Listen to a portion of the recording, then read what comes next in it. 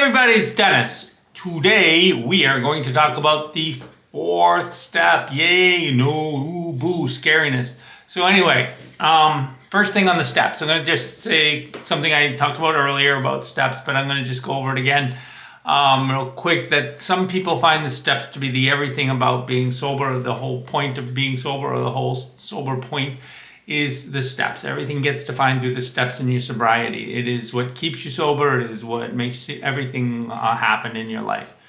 For them, it is the whole point of going to meetings in AA. Then there's the other side of people who say, you don't need the steps at all. You don't. You can stay sober fine without the steps. You don't need to have the steps. And there are reasons for both sides taking those. Each person is an individual, right? And some people need different things in their life to make their life work. I am somewhere in between there. I think that the steps can be incredibly important, and they have been very important in making my life a good life. I treat people better and differently, and I think that it helps me a lot to understand the humility side of what AA is getting to. So the steps to me are very important, but they are not all things to me. They never took away a craving. They really, they don't jump in and save you.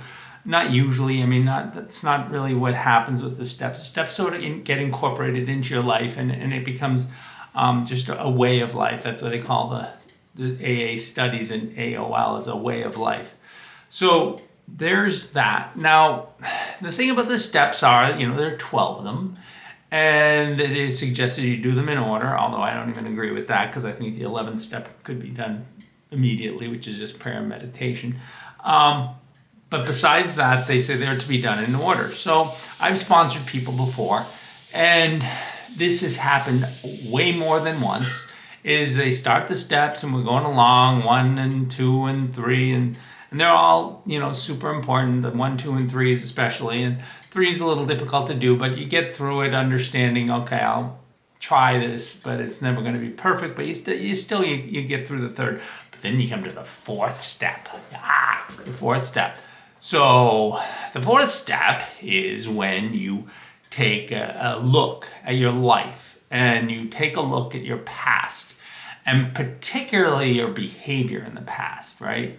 So you go through your behavior, and some people, it's fearless in searching, right? So you're supposed to go through everything in your life. Some people just say, no, it's just within your drinking period. I think you could do it both ways. It doesn't make any difference. I think it's a little better to do just the drinking, because that's what we're all about here.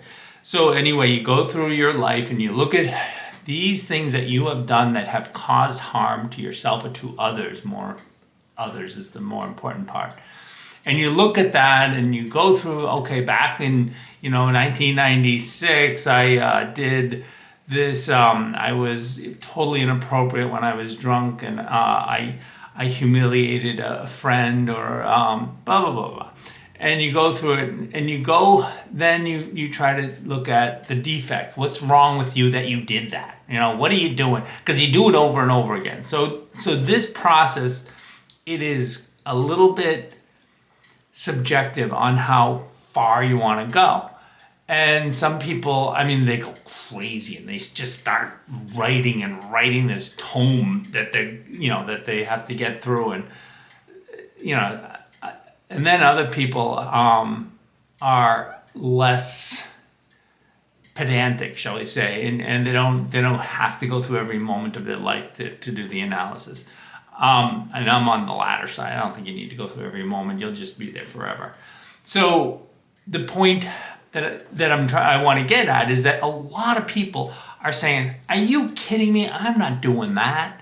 Some people can't do that. Some people just say, I cannot look at my life. I cannot look at what I did. So to them, so what happens is, right? So what happens is they stop. They stop the steps because they have to be done in the right order. Then there's no point in doing the fifth step. And then once you're stuck there, you're never going to go to the other ones. That's the problem. That's the problem that I've had with my sponsees, and they just get stuck there. And I try to push and say, you don't have to do it perfectly. And that is my point here now. Do not get stuck on that fourth step, because it will stop all things, and it'll be the excuse to stop all things. So what I say is, if you want to go and do every moment of your life, that's fine. I'm not going to say don't do that. But I think that if you are having trouble with it, do the best you can. Always know you can do it again. This isn't, a one-time thing that, is now holy scripture. You can go back and you can do it better the next time. I've done the fourth step at least 3 times. And each time it gets more simple. And because you're really just trying to get at what is the recurring theme here, right? That's the whole point of the fourth step, is what is a recurring theme? What are you doing? What habit or what personality do you have that is causing this? What flaw, what character defect?